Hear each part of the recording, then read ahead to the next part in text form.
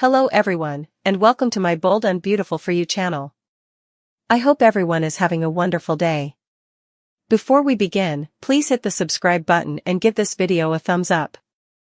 The very foundation of Los Angeles society, a city built on the precarious pillars of fashion, finance, and familial dysfunction, seems to shudder with a seismic shift that is both unprecedented and, in the grand, twisted tapestry of Forrester, Logan, Hayes, and Fuller history, utterly inevitable.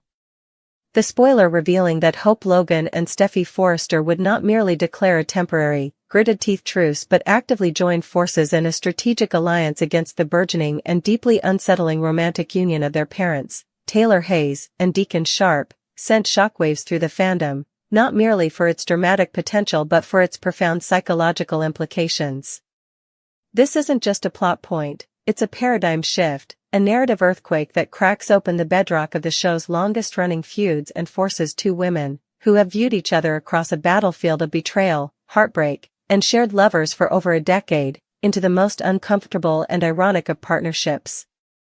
The initial reaction, of course, is one of sheer, unadulterated disbelief, a sentiment perfectly encapsulated in Hope's likely whispered, gut punch of a line to Steffi in the relative privacy of the Forrester Creation CEO office, a room that has witnessed countless their confrontations. "I never thought I'd work with you." That single sentence, laden with years of baggage, says it all.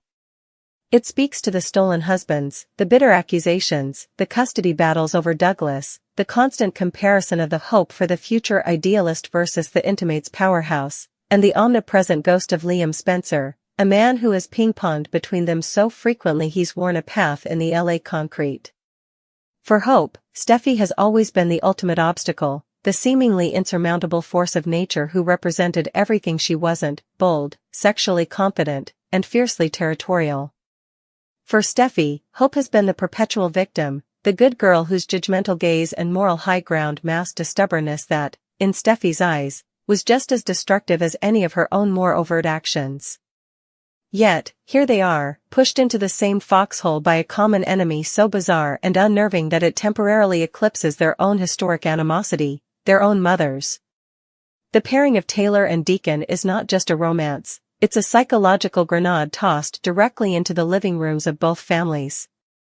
For Hope, Deacon Sharp is her father, a man she has fought tirelessly to rehabilitate, to bring in from the cold, to legitimize in the eyes of the Forresters and the Logans. She has staked her own credibility on his redemption arc, believing in the good man buried beneath the checkered past of ex-convict shifts, scheming, and general chaos. Seeing him now, entangled with Steffi's mother, the world-renowned psychiatrist, the paragon of, occasionally unstable, maternal virtue, the former wife of the great Eric Forrester, isn't just awkward, it feels like a betrayal of that very redemption. In her mind, Deacon was finally on a stable path, a respected business owner, a doting grandfather to Beth. This liaison with Taylor feels like a regression, a dangerous step back into a world of drama and potential scandal that could undo all the painful progress he's made. She fears for him, certainly, but she also fears for herself and her children. This union destabilizes the fragile ecosystem she's built, dragging the bad old days of her father's reputation right back into the pristine, sun-drenched world she's tried to build with Thomas and Douglas. Conversely, for Steffi, the situation is a waking nightmare of a different flavor. Taylor Hayes is not just her mother, she is her North Star, her moral compass, however sporadically it has spun due to her own mental health struggles, the woman who stood by her through every crisis, from Liam's waffling to her addiction to painkillers.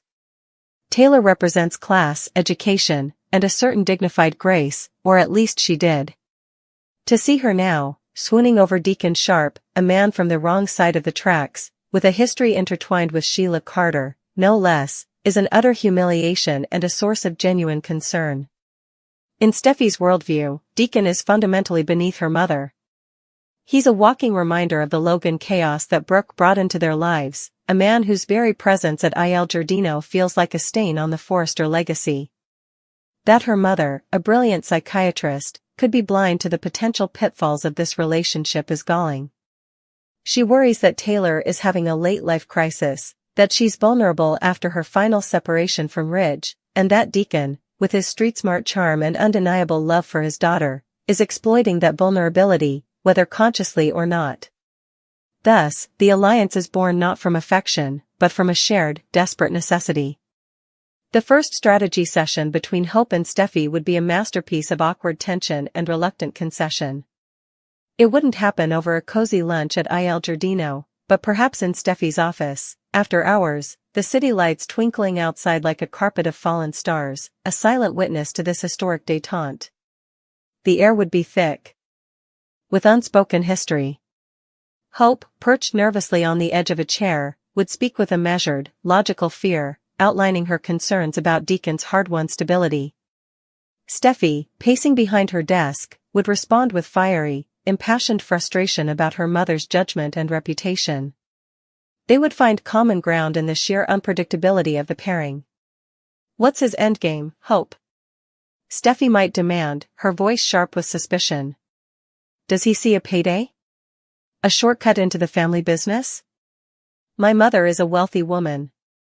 Hope would immediately jump to his defense. "My father isn't like that anymore, Steffi. He loves me, he loves Beth, he's changed."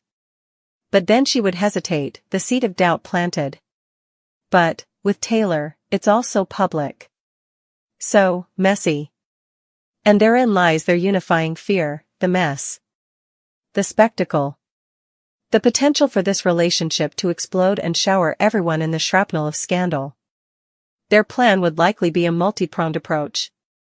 First, a direct, united confrontation with Taylor and Deacon together, a scene ripe with dramatic potential. Imagine the four of them at Deacon's apartment, the two daughters presenting a unified front against the bewildered couple. Hope's approach would be pleading, emotional. "Dad, please, think about what you're doing. Think about Beth, about me. This complicates everything." Steffi would be more direct, confrontational, her gaze locked on Taylor. "Mother, this is beneath you. He runs a restaurant. He's been in prison. He was married to Sheila. What are you thinking?" Taylor and Deacon, in response, would likely be defiant, perhaps even emboldened by the opposition. They would speak of finding unexpected solace in each other, of being two misunderstood people who see the real person beneath the public perception.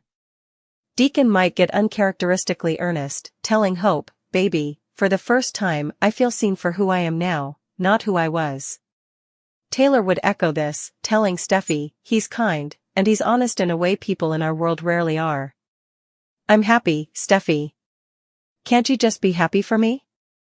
This would only solidify the daughters' resolve, proving their parents are in a dangerous bubble of delusion. When direct confrontation fails, phase 2 of the Hope-Steffi pact would involve more covert, and arguably more dangerous, tactics. This is where their alliance would be truly tested.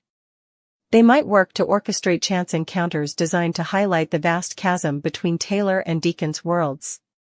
Perhaps they would ensure Ridge or Brooke accidentally stumble upon the couple during a romantic moment, hoping the shock and disapproval from their original spouses would jolt them back to reality.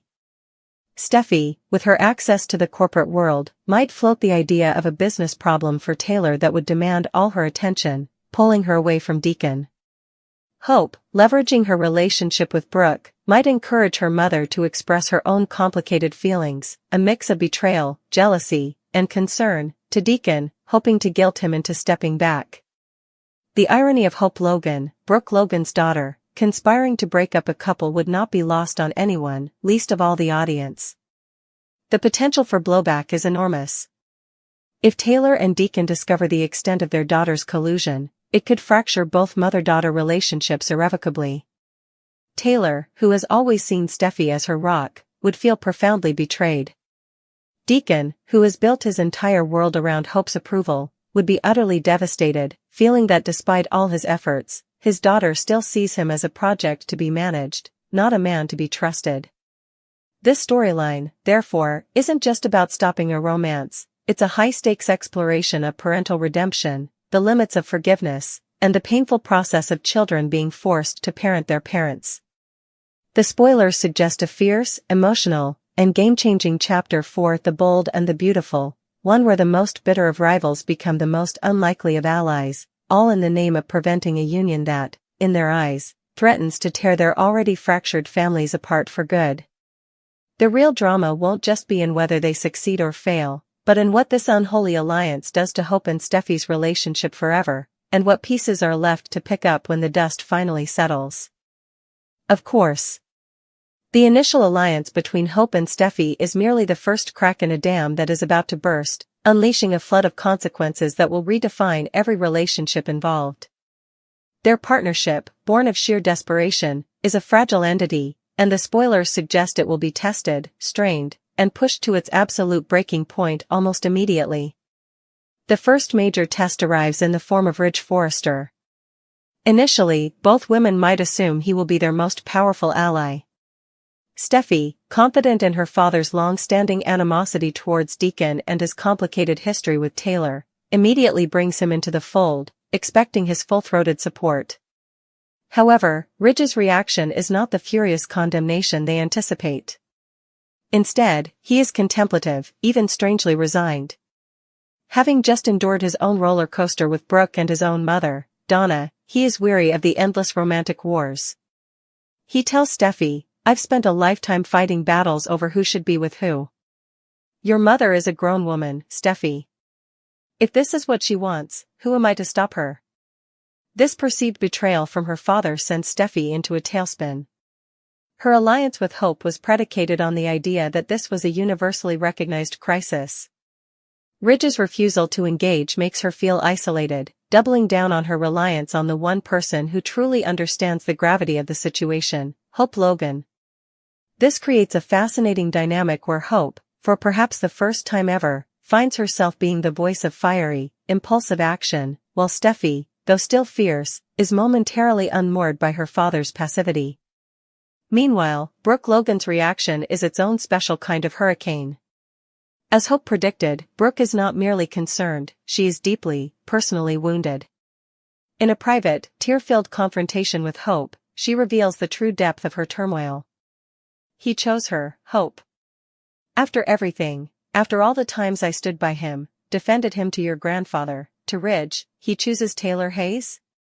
For Brooke, this isn't just about Deacon's redemption, it's a direct slap in the face from history. Taylor has been her nemesis for decades, the perfect woman constantly held up in contrast to her own destructive nature. That Deacon, her one-time great love and the father of her child, would find solace in Taylor feels like the ultimate betrayal from both of them. Brooke, in her pain, becomes a volatile and unpredictable element in Hope and Steffi's strategy. She begins showing up at Il Giardino, not to cause a scene, but to be seen.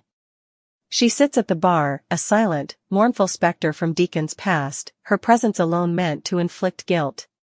This forces Hope into the uncomfortable position of having to manage her mother, pleading with her to step back, that her interventions are only making Deacon more defensive and solidifying his bond with Taylor through shared persecution. The turning point, the event that escalates the Cold War into a hot one, is a very public event, perhaps a fundraiser at the Forrester mansion or a gallery opening.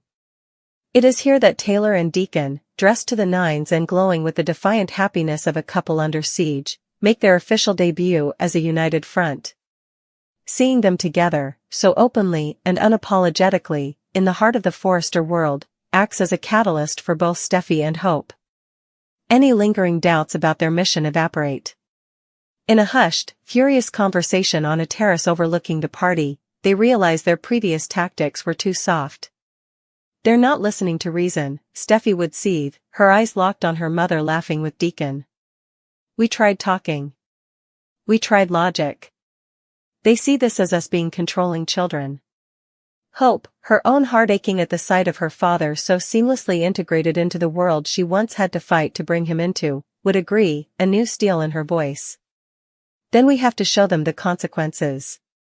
Not tell them. Show them." This leads to Phase 3, the investigation. Steffi, with her resources, begins a deep and uncompromising dive into Deacon's current business dealings, searching for any leverage, a shady partner, a financial discrepancy, anything to prove he's not the reformed man he claims to be. Simultaneously, Hope, leveraging her emotional connection, begins having pointed, probing conversations with Deacon about his future. "What are your long-term plans, Dad? With Taylor? Are you going to move into her villa? What about your life here, at the restaurant? What happens when this infatuation wears off? She probes his insecurities, asking if he's prepared for the constant whispers and judgments, if he's truly ready to be Mr. Taylor Hayes.